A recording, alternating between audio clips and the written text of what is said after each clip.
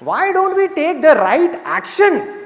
If you can't take the right action, how can your life go in the right direction? There is no direction.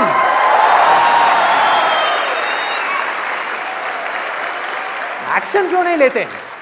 बड़ा simple है, ये करने में effort लगता है, ये करने में दर्द होता है भाई। फिजिकल एफर्ट में जितना दर्द होता है उससे 10 गुना ज्यादा दर्द होता है मेंटल एफर्ट में।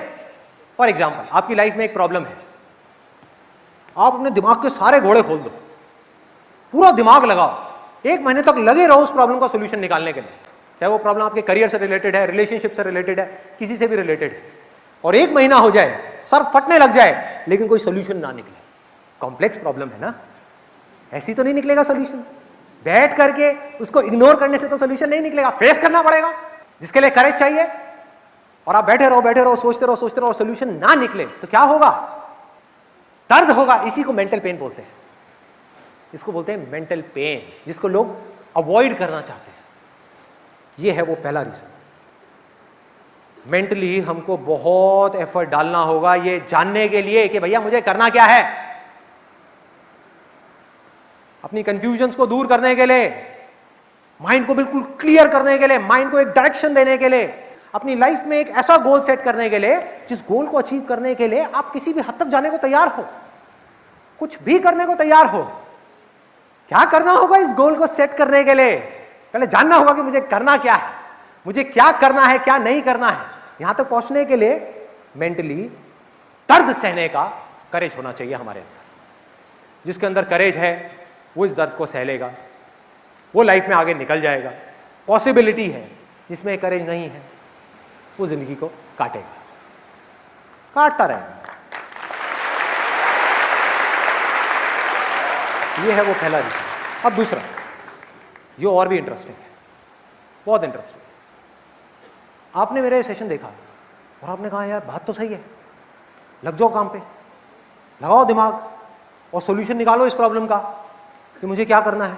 आपने निकाल भी लिया सॉल्यूशन, 200 करियर ऑप्शंस देखे, उसमें से दिमाग लगाया, लोगों से बात करी, एफर्ट किया, बहुत कुछ किया, और फाइनली आपको समझ आ गया कि मुझे ये काम करना है और ये काम करना मेरे लिए सही है।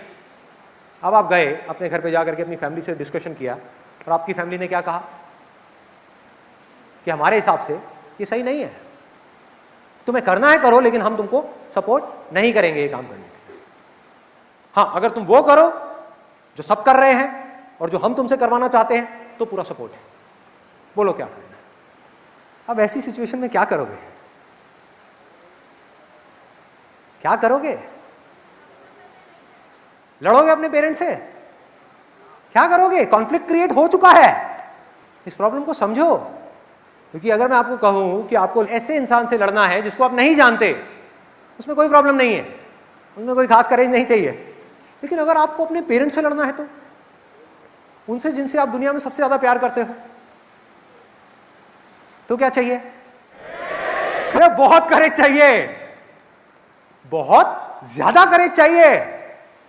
स्पेशली इंडिया में, जहां पर हमारे जितने भी पेरेंट्स हैं वो सब एक्सपर्ट हैं इमोशनल अत्याचार में,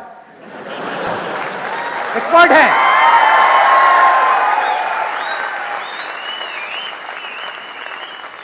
लड़ाई शुरू होने से पहले ही जो दूसरी साइड का राजा है वो आपको पहले ही हरा देगा, यानी कि आपके पापा। वो भेजेंगे अपने सेनापति को, यानी कि आपकी मम्मी। मम्मी आकर के ड्रामा करेगी।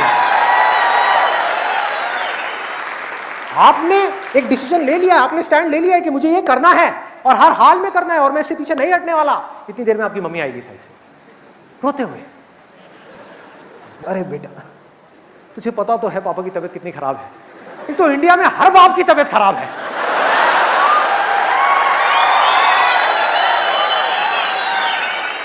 सबको बीपी है, सबको शुगर है, सबको हार्ट की प्रॉब्लम है, सबको कॉन्स्टिपेशन है, सबको 36 प्रॉब्लम्स है। तो उधर से मम्मी आएगी, बेटे कल रात को पापा ने खाना भी नहीं खाया है, देख लेना, तुझे पता है ना वो जिद्दी है, वो तो नहीं मानने वाले। अरे तू ही मान जाना, कर ले उस गधे से शादी, कर ले, क्यों अड़ी हुई है। अब क्या होगा?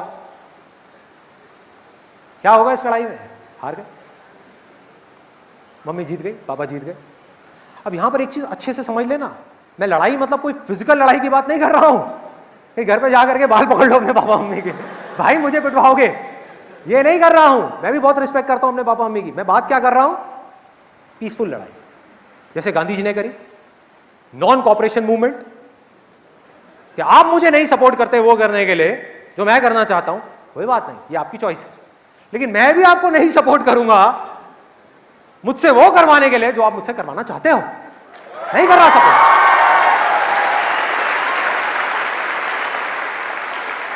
क्या करेंगे, मारेंगे, पीटेंगे, हालो मार।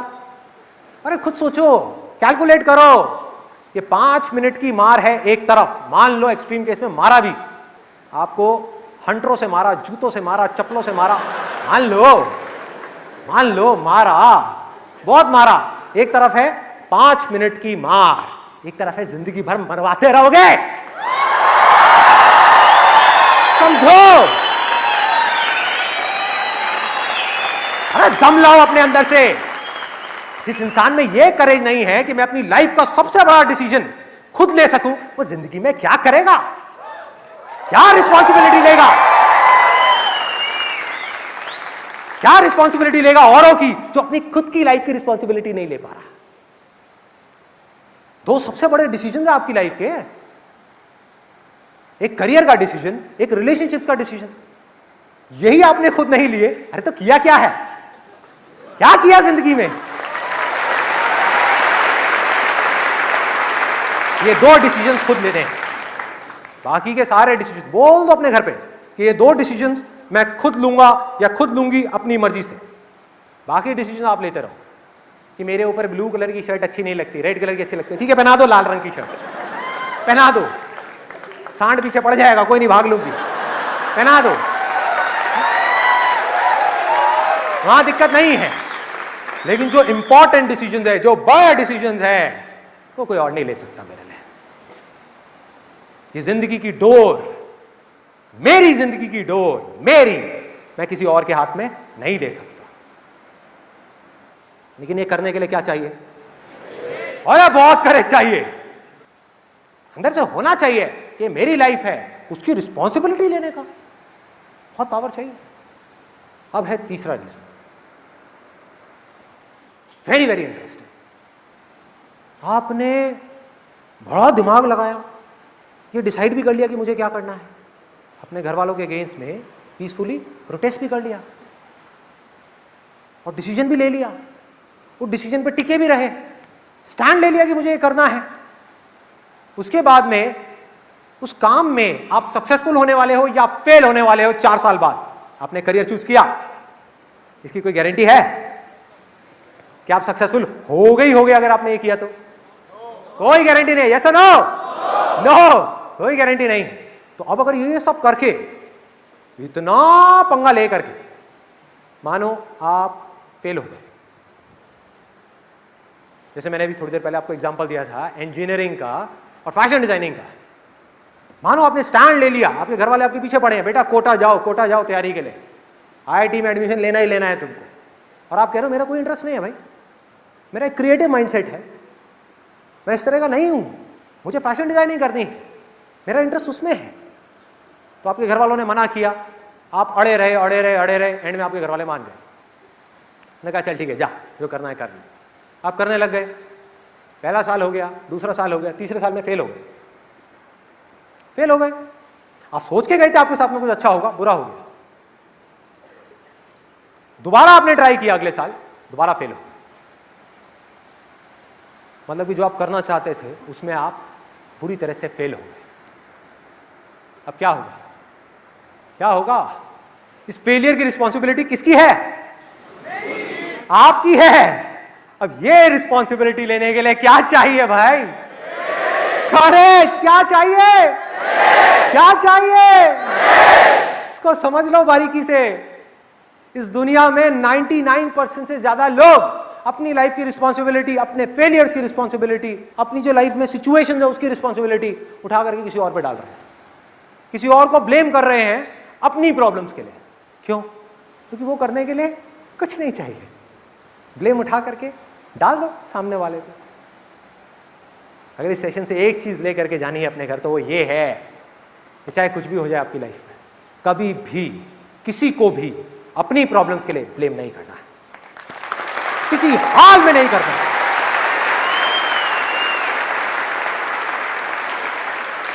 मैं इसलिए ये सब बातें यहां पर कर रहा हूं, इतना स्ट्रांगली इसलिए कर रहा हूं क्योंकि यहां पर जो मेजॉरिटी ऑफ पीपल जो बैठे हैं वो सब स्टूडेंट्स हैं, जिन लोगों की आदत बन चुकी है ब्लेम करने की। उनकी आदत 1 या 2 दिन में चेंज नहीं होने वाली, बट आप लोगों के आगे अपनी पूरी जिंदगी पड़ी है भाई। अभी जैसी आदत बना लोगे वैसी बनती चली जाएगी। ब्लेम करने की आदत बना ली वैसे ही बन जाओगे, और किसी को ब्लेम नहीं किया, अपनी रिस्पॉन्सिबिलिटी ली, आगे बढ़ते जाओगे। और कुछ हो ना हो लाइफ में, आप सक्सेसफुल हो या ना हो, एक चीज की गारंटी है कि अगर आपने जिंदगी में कभी किसी को ब्लेम नहीं किया अपनी प्रॉब्लम्स के लिए, तो आप अंदर से स्ट्रांग होते चले जाओ।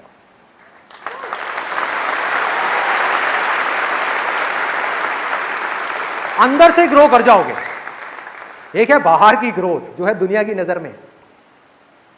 जरूरी नहीं है जो आदमी बाहर से ग्रो कर गया, यानी फाइनेंशियली सक्सेसफुल हो गया, उसको नाम मिल गया, फेम मिल गया, पैसा मिल गया, जरूरी नहीं है वो अंदर से सक्सेसफुल है, जरूरी नहीं है अंदर से वो खुश है, जरूरी नहीं है वो अंदर से भी ग्रो कर रहा है। लेकिन जो अंदर से ग्रो कर गया ना, वो जी रहा है, चाहे बाहर उसके पास में कम, जी रहा है।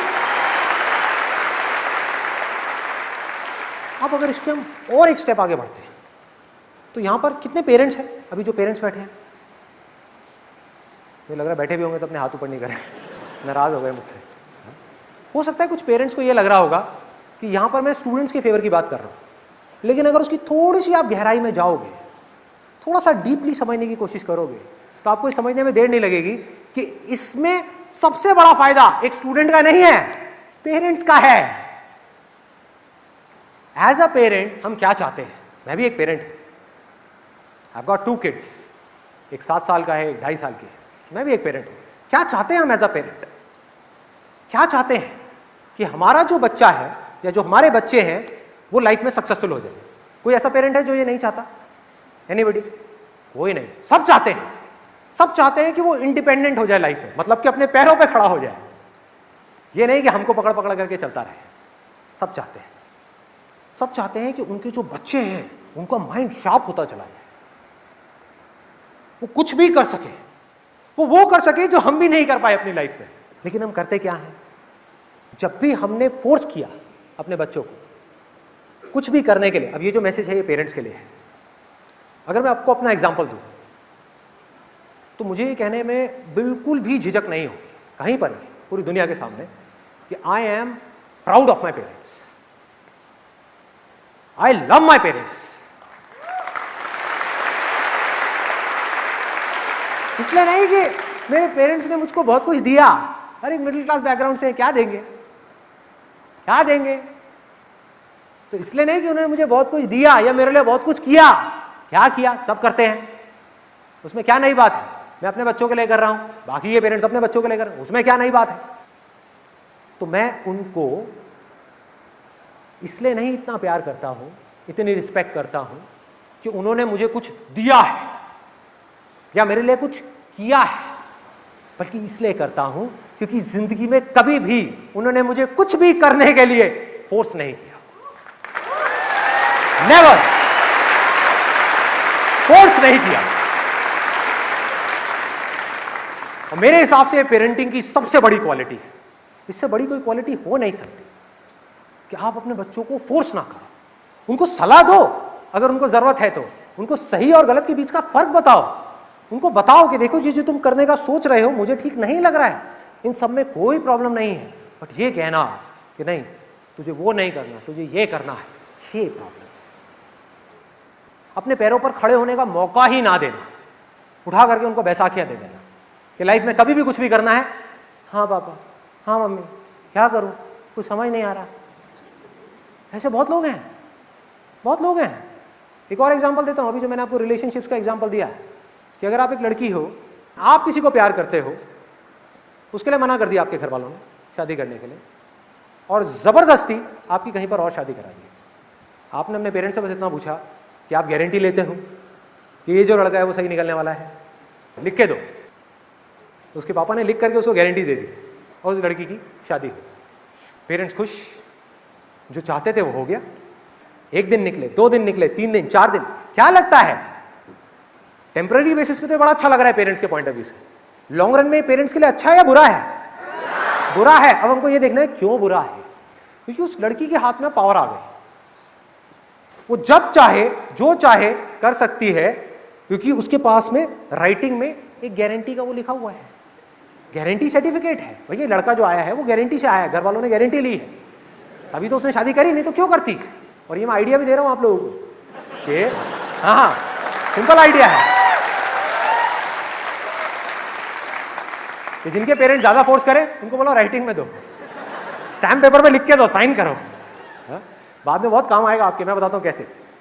अब उस लड़की के हाथ में देखो कितनी पावर है, और पेरेंट्स जो है वो कितने हेल्पलेस है। उस लड़की को फोन घुमाना है अपने घर में, 4 दिन हो गए शादी को, फोन घुमाया, छोटी सी प्रॉब्लम आ गई, अरे प्रॉब्लम आनी है। कोई ऐसा है यहाँ पे जिसकी शादी हुई और आज तक कोई प्रॉब्लम ना आई हो? कोई ऐसा है जिसकी शादी हुई हो और आज तक हजारों प्रॉब्लम ना आई हो? एक भी नहीं है। यानी कि हर दूसरे दिन कोई ना कोई प्रॉब्लम आनी ही आनी है। तब ये लड़की क्या करेगी, इसके पास में गारंटी कार्ड है, प्रोडक्ट खराब हो जाए तो क्या करोगे, या फोन घुमाओ कंपनी में।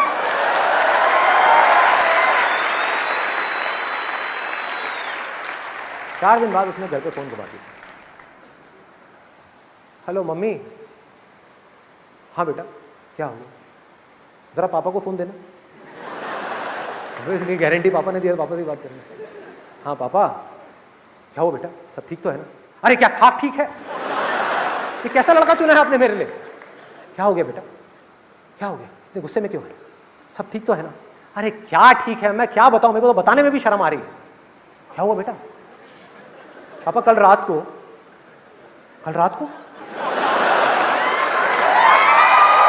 क्या हुआ कल रात को?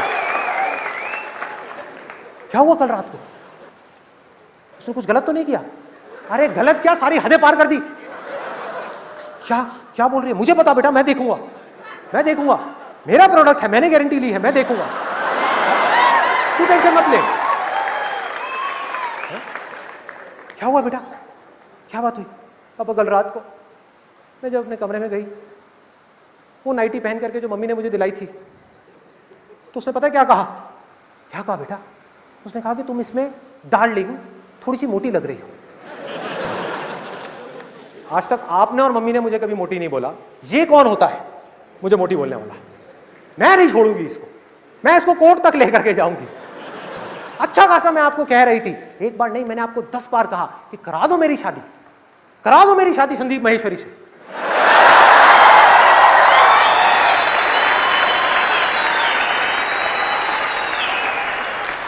लेकिन आपने मेरी एक नहीं सुनी। लेकिन बेटा संदीप महेश्वरी तो पहले से शादीशुदा है ना, उसके तो बच्चे भी हैं। अरे तो क्या एक ही संदीप महेश्वरी है क्या इस दुनिया में?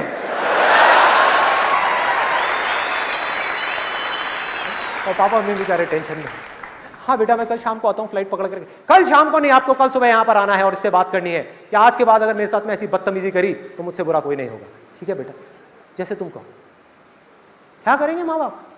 तो हुआ क्या, पहले बच्चों की डोर माँ बाप के हाथ में थी, अब इन माँ बाप की डोर उस बच्चे के हाथ में है, क्योंकि ये बच्चा बड़ा हो ही नहीं पाया। अपने दम पर डिसाइड किया होता कि मुझे ये करना है तो रिस्पॉन्सिबिलिटी उसकी होती। और मैं ये सब बातें सिर्फ बोल नहीं रहा हूं, एज अ पेरेंट मैं अपनी लाइफ में, डे टू डे लाइफ में इन सारी बातों को प्रैक्टिस कर रहा हूं। मतलब पहले मैं कर रहा हूं फिर बोल रहा हूं। मैंने अभी थोड़ी देर पहले आपको बताया कि मेरा बेटा है 7 साल का। अभी कुछ दिन पहले हम एक मूवी देख रहे थे, तो आजकल आपने देखा होगा सिनेमा हॉल्स में एक एंटी स्मोकिंग कैंपेन बहुत चल रहा है। तो मेरे बेटे ने वो ऐड देखी जिसमें एंड में बताते हैं कि सिगरेट पीने से कैंसर हो जाता है। और बड़ा सीरियस होकर के मुझसे बोला, पापा जब ये सिगरेट पीना इतनी गंदी चीज़ है तो लोग क्यों पीते हैं? और मेरा सीधा सा फंडा है लाइफ, सच बोलो, कोई घुमा फिरा के बात मत कर। मैं उसको कहा क्योंकि लोगों को मज़ा आता है पीने में। उसने पूछा पापा आप क्यों नहीं पीते? सिंपल क्वेश्चन है। मैंने कहा भाई पहले पीता था, अब छोड़ दी। तो वो कंफ्यूज हो गया, क्योंकि मैंने उसको बोला नहीं कुछ करने के लिए, मैंने उसको सच बोल दिया। तो थोड़ा सोच में पड़ गया और मुझे बोला पापा इसका मतलब मुझे तो नहीं पीनी चाहिए ना कभी सिगरेट? बड़ा सीरियसली उसने मुझसे पूछा। तो मेरा एक बार को तो मन किया एज अ फादर कि उसको लेक्चर दे दूं कि तुझे सिगरेट इसलिए नहीं पीनी चाहिए, इसलिए नहीं पीनी चाहिए, इसलिए नहीं, क्योंकि तेरा बाप कहता है। मन ये कर रहा था as a parent, as a caring parent, as a loving parent. लेकिन वो मेरे बच्चे के लिए सही नहीं होता। मैंने क्या किया, उसको सिर्फ 2 वर्ड्स बोले, उसके बाद में चुप हो गया। सिर्फ 2 वर्ड्स। जैसे उसने बोला ना, बाबा मुझे तो नहीं पीनी चाहिए ना सिगरेट, मैंने कहा तेरी मर्जी, तेरी मर्जी।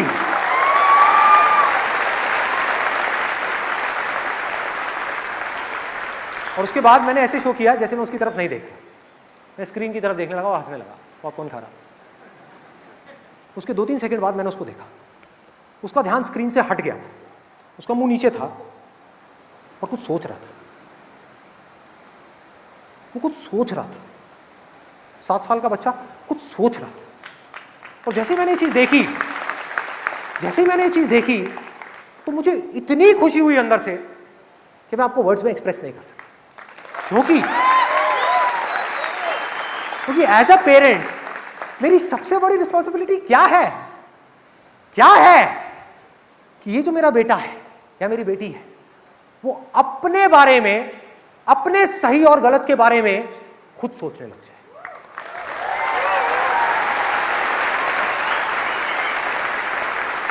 जब तक उनको मेरी जरूरत ना हो तब तक वो मुझे बीच में ना लाए। मेरी जरूरत पड़े तो आकर के मुझसे पूछे, मुझसे बात करें, लेकिन मेरी जरूरत नहीं है, खुद सोचें, खुद करें जो उनको करना है। तो ये था from the point of view of parents. अब बात करते हैं स्टूडेंट्स के पॉइंट ऑफ व्यू से। कैसे पता करें कि हमारी रियल इनर कॉलिंग क्या है। अब यहां पर एक बहुत इंटरेस्टिंग टॉपिक को मैं टच करने वाला हूं, तो अपने ध्यान को बढ़ा लो जिससे कि पूरे ध्यान से आप समझ सको कि मैं क्या बोल रहा हूं। जिसको हम अपने दिल की आवाज बोलते हैं, 99% केसेस में वो हमारे दिल की आवाज नहीं होती है, हमारे अंदर की आवाज नहीं होती है, वो हमारे मन की आवाज होती है। मन की आवाज। मन जो है ना हमारा, वो बिल्कुल एक छोटे से बच्चे के जैसा है। आप में से किसी के घर में कोई छोटे बच्चे हैं, जैसे 2 साल के, 3 साल के हैं, तो आप लोग बड़े अच्छे से रिलेट कर पाओगे। मुझे अपने घर में सबसे ज्यादा जो इंटरेस्टिंग काम लगता है ना, मतलब जो करने में मुझे बहुत मजा आता है, घंटों तक कर सकता हूं, वो है कि अपनी उस 2.5 साल की बेटी को बैठ करके दूर से ऑब्जर्व करता रहूं, देखता रहूं कि वो क्या करती है, क्यों करती है, कैसे करती है, उसके दिमाग में क्या चल रहा होता है। तो मैंने एक बड़ी इंटरेस्टिंग चीज वहां पर ऑब्जर्व करी है कि उसको आजकल एक नया शौक चढ़ गया है कि उसके पास में एक बार्बी डॉल है और एक डॉक्टर सेट है, उसके साथ में वो खेलती रहती है अकेले। यहां तक कोई प्रॉब्लम नहीं। प्रॉब्लम शुरू होती है जब मेरा बेटा स्कूल से आता है। वो आता है और अभी कुछ दिन पहले की बात है, वो अपने एक रोबोट से खेलने लगे। उसको मैंने एक रोबोट दिलाया था, छोटा सा, उसके साथ में खेल रहा हूं। और जब तक वो खेल रहा था बिना खुश हुए, तब तक मेरी बेटी को कोई प्रॉब्लम नहीं थी। इसको ध्यान से समझना, because I am going in the depths of mind कि हमारे माइंड कैसे काम करता है। आपकी लाइफ काम करती है आपके माइंड से, और अगर आपको माइंड समझ आ गया तो आपको लाइफ समझ आ गई। आपको लाइफ को समझने की जरूरत नहीं है, माइंड को समझ लो, अंदर की दुनिया को समझ लो, बाहर की सारी दुनिया समझ आ जाएगी। सो बारीकी से देखना जो चीज मैं बोल रहा हूं, पेशेंटली, आराम से समझना। तो जब तक मेरा बेटा किसी टॉय के साथ खेल रहा है और वो दुखी है, वो खुश नहीं है उस टॉय से, तो मेरी बेटी को कोई फर्क नहीं पड़ता। जैसे ही वो बेटा एक्साइटेड होने लग जाता है, बड़ा खुश हो जाता है, मतलब हंस रहा है, उछल रहा है, कूद रहा है, ये सारे काम कर रहा है, तो मेरी बेटी का ध्यान अपने टॉय से हट जाता है, उसके रोबोट की तरफ चला जाता है। वो धीरे धीरे गई मेरे बेटे के पास में और जाकर के रोबोट को टच करने की कोशिश करी। उसने उसका हाथ हटा दिया, उसने उसको टच नहीं करने दिया। उसके बाद उसने पूरा घर सर पे उठा लिया, मेरी 2.5 साल की बेटी ने, रो रो करके कि मुझे वो रोबोट चाहिए, मुझे वो चाहिए, मुझे वो चाहिए, मुझे वो चाहिए, मुझे वो चाहिए। और तब तक रोती रही जब तक उसको मिल नहीं गया। हम सबको अपने हथियार डालने वाले, उसको उठा करके वो रोबोट दे दिया। अब अपने रोबोट को ऐसे पकड़ा कस के, और बड़े स्टाइल से हम सबको देख रहे कि मैं जीत गई और तुम सारे बेवकूफ हो, तुम सब हार गए। और मेरा बेटा, उसको वही समझाना पड़ता है जो मुझे बचपन में समझाया जाता था, बेटा तू बड़ा है, समझदार है, वो छोटी है, ऐसे ऐसे करके इमोशनल उसको अत्याचार करके थोड़ा सा, फिर उससे वो उसका रोबोट लिया, उसको दिया बेटी को, और वो उस रोबोट से चिपक गई, छोड़ नहीं रही उसको, किसी हालत में नहीं छोड़ रही। मेरा बेटा उसको हाथ भी लगा रहा तो रो रही, ऐसे कर रही, ऐसे कर रही, उसको हाथ नहीं लगाने दे रही अपने रोबोट को। वो रोबोट जो कुछ देर पहले तक उसका नहीं था, अब वो उसका हो गया। मैंने इस पूरे खेल को देखा, मेरे को समझ आ गया क्या है खेल।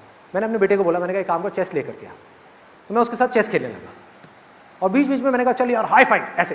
तो मैंने अपने बेटे के साथ, जिसका नाम हृदय है, उसको हाई फाइव दिया। मैंने कहा यार मजा आ गया, ये वो थोड़ा नौटंकी। उधर वो जो बेटी थी जो अपने रोबोट के साथ बैठी थी, उसका ध्यान गया हमारी तरफ, ये इतने खुश क्यों लग रहे हैं ये दोनों।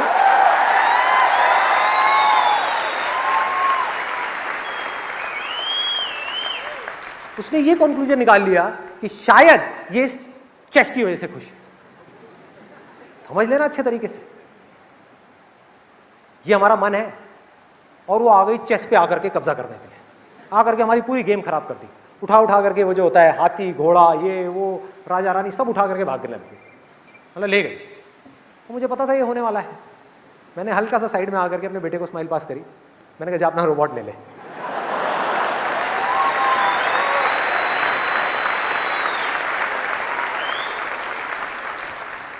बच्चे को कोई खिलौना चाहिए, हमारे मन को भी कुछ चाहिए। क्या अच्छा लगता है मन को? वो जिसमें कोई दूसरा इंसान बहुत खुश है। तो हम ये कंक्लूजन निकाल लेते हैं कि वो इस वजह से खुश है क्योंकि उसके पास में ये है।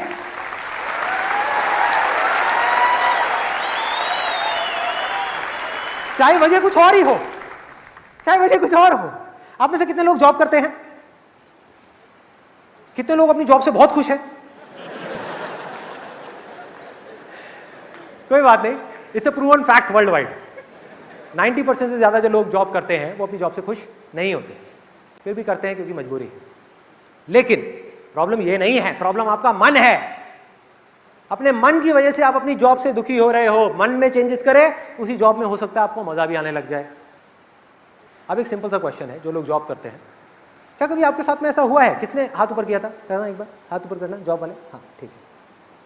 तो क्या कभी ऐसा हुआ है कि आपने कोई वीडियो देखी इंटरनेट पे, कोई बुक पढ़ी, किसी की ऑटोबायोग्राफी पढ़ी, या इंटरनेट पे किसी एंटरप्रेन्योर के बारे में पढ़ा, और एकदम से मन हुआ कि मैं कल ही जाकर के रिजाइन कर दूं? सो ये क्या है? हमारा मन है।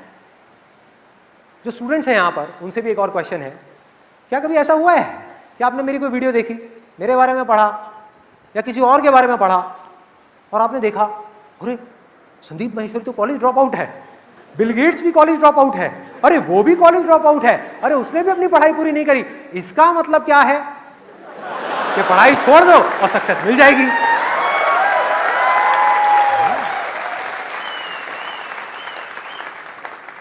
अरे वो बिजनेस कर रहा है, वो बहुत खुश है, तो इसका मतलब वो बिजनेस की वजह से खुश होगा। तो इसका मतलब क्या है? जॉब छोड़ दो, बिजनेस कर लो और मुझे खुशी मिल जाएगी।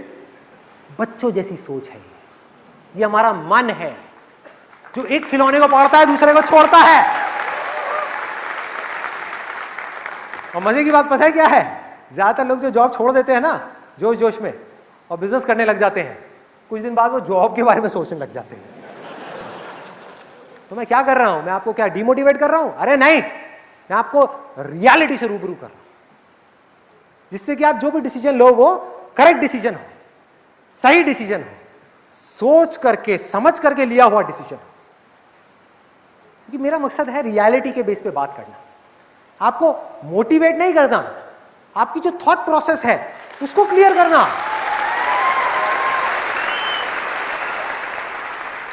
एक स्टूडेंट है, उसका मन किया कुछ करने का, इतनी देर में कोई दूसरा स्टूडेंट आ गया, उसने आकर के कुछ बोल दिया, किसी दोस्त ने बोल दिया, वो करने का मन करने लग गया, फिर किसी ने बोल दिया, वो करने का मन करने लग गया, फिर वहां से मन हट गया। ऐसा ही होता है।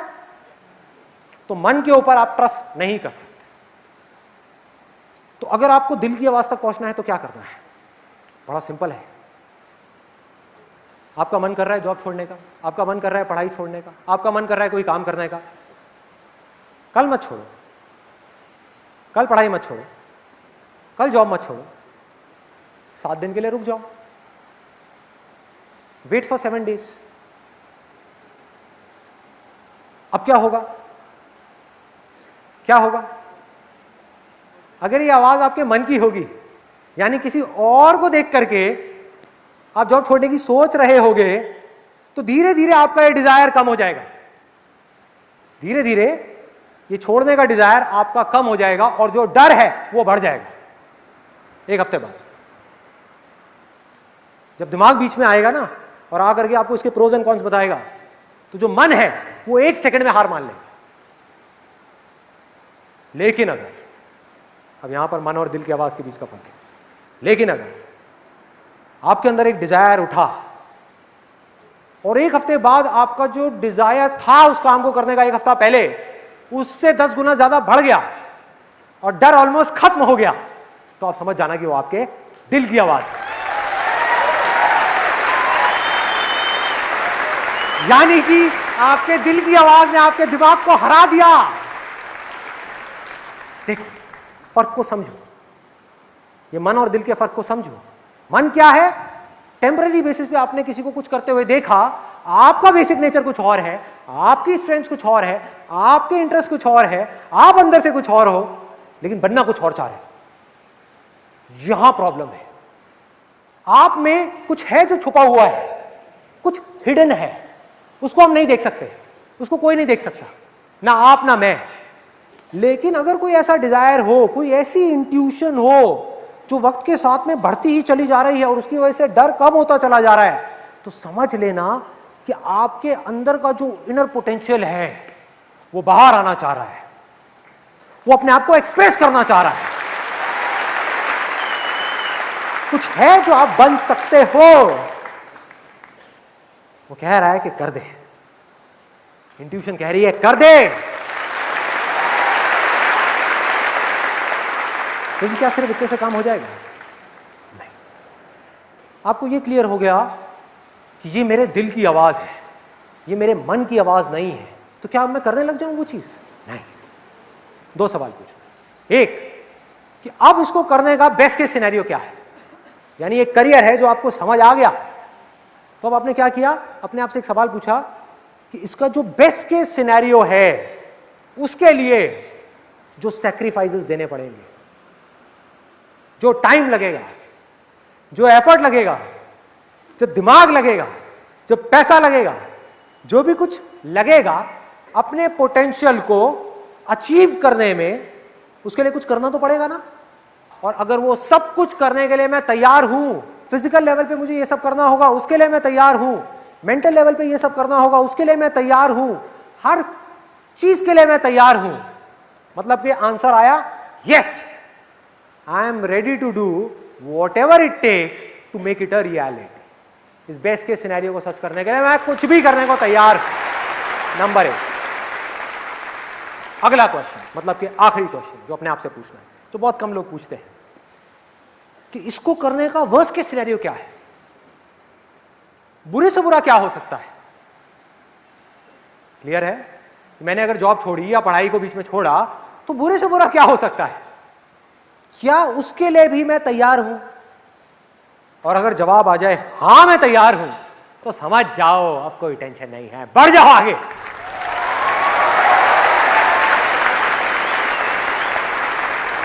यानी ये आवाज आपके दिल की है, आपके बेसिक नेचर से लिंक हो रही है, आपकी स्ट्रेंथ से लिंक हो रही है, आपके पैशन से लिंक हो रही है, आपका इंटरेस्ट भी है इस काम को करने में, और ये आपको सही भी लगता है। इस काम को करने के लिए जो सैक्रिफाइसेस आपको देने पड़ेंगे उसके लिए भी आप तैयार हो।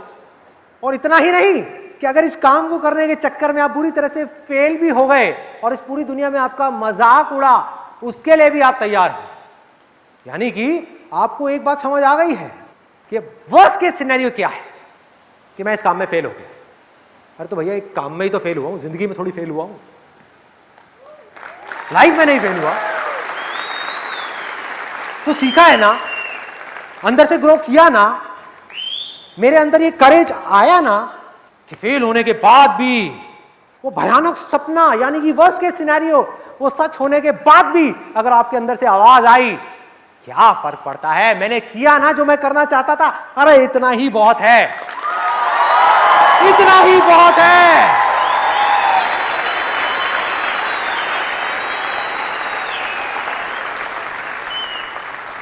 और फेल होने के बाद भी मेरे अंदर ये करेज है कि मैं आगे बढ़ता रहूंगा, मैं हार नहीं मान रहा।